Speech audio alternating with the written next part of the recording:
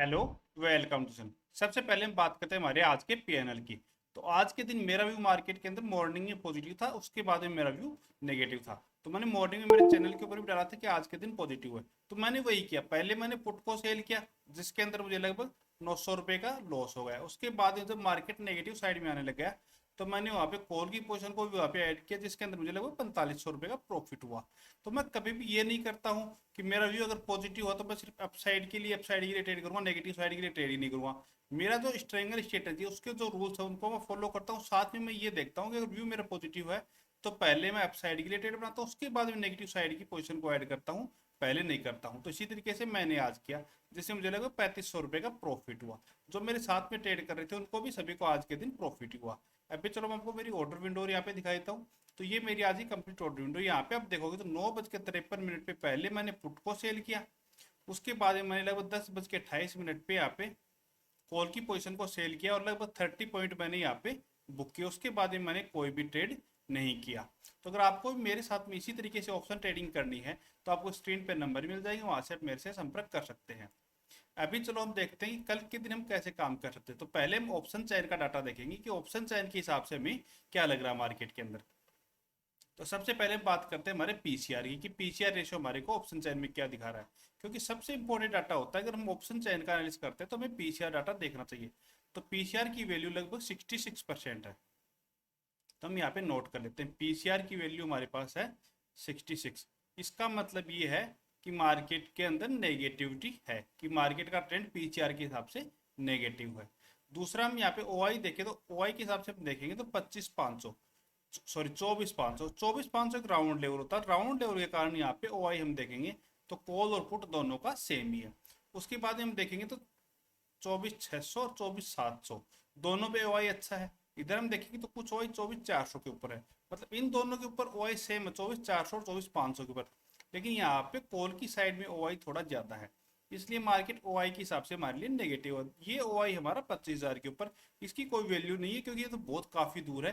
तो इसको हम ये नहीं मान सकते ये रेजिस्टेंस है, ये तो काफी दूर है, तो इस तक तो मार्केट जाएगा तो वहां तक मार्केट पूरा बुलिश हो जाएगा। लेकिन हमारा व्यू ऑल ऑन नेगेटिव है ऑप्शन चयन के हिसाब से। अब हम देखते हैं कि कल के दिन हम कैसे कैसे काम कर सकते हैं चार्ट को देख के, क्योंकि हमें ट्रेड करना हो तो हम चार्ट के हिसाब से कर सकते हैं, ऐसे काम नहीं कर सकते। तो आज के दिन मैंने सबसे पहले डाला था कि मार्केट के अंदर मेरा व्यू बुलिश है, मैंने मेरे चैनल के ऊपर ये डाला था। तो यहाँ पे भी जिन्होंने ट्रेड बनाया फर्स्ट 5 मिनट के अंदर ही मैंने डाल दिया था, तो उन्हें एक अच्छा खासा टारगेट दिया, ये पुलिस के अंदर टारगेट दिया। फिर यहाँ से मार्केट नीचे आया, तो ये हमारा सपोर्ट था, देखो सपोर्ट का भी पूरा लिया और R1 तक गया, जो मैंने रेजिस्टेंस निकाला था वहां से गया। फिर यहाँ से रिजेक्शन खाया और यहाँ तक आया ना, तब ऑप्शन चैन भी नेगेटिव हो चुकी थी। तो यहाँ से अगर किसी ने ये कैप्चर मूव किया होगा तो उसे मिला होगा। लेकिन मैं चैनल के ऊपर बार बार में अपडेट नहीं करता हूँ, मॉर्निंग में एक बार ही अपडेट करता हूँ। क्यों नहीं करता हूँ बार बार, इसकी के पीछे का कारण ये है कि अगर मैं बार बार में अपडेट करूंगा तो सभी ओवर ट्रेडिंग करेंगे। ओवर ट्रेडिंग से बचने के लिए मैं सिर्फ एक ही ट्रेड का प्लान करवाता हूँ, कि मतलब एक ट्रेड लो, आप उसी से प्रॉफिट कमाओ चाहे लॉस हो। तो आज के दिन हमारे ट्रेड के अंदर अच्छा खासा प्रॉफिट हो, लगभग 150 हमें पॉइंट दिए निफ्टी ने। और अगर 150 पॉइंट हमें मिल जाते हैं यहाँ पे आप देखोगे तो 24,700, 575 से लेके और लगभग गया है 700 तक। तो लगभग हमें 150 पॉइंट दिए हैं। इतना मिलने के बाद में बहुत होता है, तो ज़्यादा हमें ये नहीं है कि मतलब लगातार हम ट्रेड करेंगे तो हम ज़्यादा प्रॉफिट कमा पाएंगे। अब हम देखते हैं कि कल के दिन कैसे काम कर सकते हैं। तो कल के दिन के हिसाब से हमारे ओआई सबसे ज़्यादा है 24,700 के ऊपर, ये हमारा होगा 24,700। ये स्विंग हो गया हमारा 24,600। ये दोनों हमारे लिए R1 और R2 हो गए। इनको मैं लाइन ड्रॉ कर लेता हूँ, जैसे ये हमारा R1 का हो गया, R2 का हो गया 24,700 के ऊपर। तो ये रेजिस्टेंस हो गया हमारा, ये बड़ा रेजिस्टेंस हो गया। उसके बाद में ये हमारा एक 640 के ऊपर रहेगा। बिल्कुल 600 नहीं मानेंगे, क्योंकि बहुत बार क्या होता है कि मार्केट थोड़ा ब्रेकआउट या फिर ऐसे जा सकता है फिर वापस नीचे।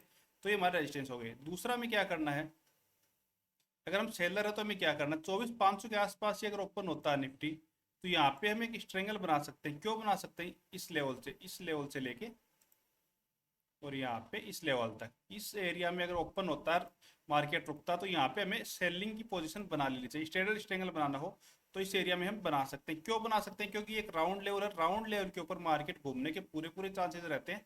तो यहाँ पे हमें स्ट्रेंगल बना लेना चाहिए। दूसरा में नीचे की साइड में ट्रेड करना, तो इस एरिया को ब्रेक करे जो है 24,640।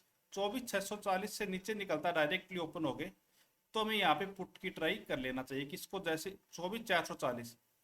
ये सॉरी ये गलत लिख दिया मैंने, 24,460। 24,460 से नीचे निकलता है तो हमें नीचे की साइड में ट्रेड का प्लान कर सकते हैं कि इसको ब्रेक करेगा तो नीचे की साइड में अच्छा खासा आ सकता है। और अब की बार आएगा तो 340 तक आएगा, और 340 को ब्रेक करेगा निफ्टी तो लगभग 24,000 के लिए निफ्टी तैयार हो रहा है कि 24,000 को अभी टच करने की पूरी तैयारी में निफ्टी आने वाले कुछ ही टाइम में यहाँ पे टच कर सकता है।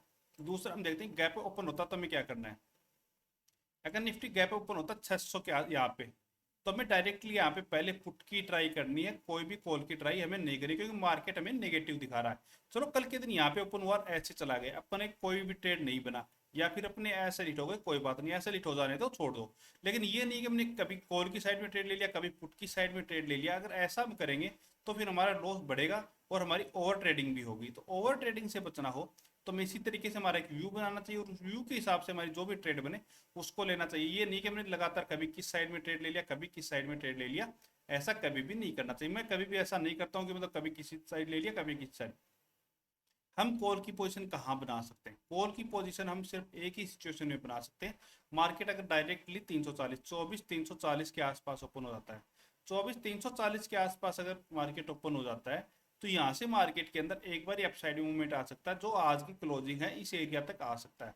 क्यों आ सकता है, क्योंकि मार्केट के अंदर जिन्होंने भी आज के दिन कॉल की पोजीशन को सेल किया होगा उन्हें अच्छा प्रॉफिट दिख रहा है, और उनको अच्छा प्रॉफिट दिख रहा है तो वो अपना प्रॉफिट बुक करेंगे यहाँ से। जैसे ही गैप डाउन ओपन होगा तो उन्हें और अच्छा बड़ा प्रॉफिट दिखेगा, तो वहां से वो अगर प्रॉफिट बुक करेंगे अपना तो अब साइड में एक बड़ा मूवमेंट हमें देखने को मिल सकता है जो लगभग हमारा 150 पॉइंट तक का हो सकता है। तो इस 150 पॉइंट के लिए हम यहाँ पे सिर्फ कॉल की ट्राई कर सकते हैं, इसके अलावा हम कहीं भी कॉल की ट्राई नहीं कर सकते हैं। अगर आपको वीडियो पसंद आए तो चैनल को सब्सक्राइब कीजिए। Okay, thank you.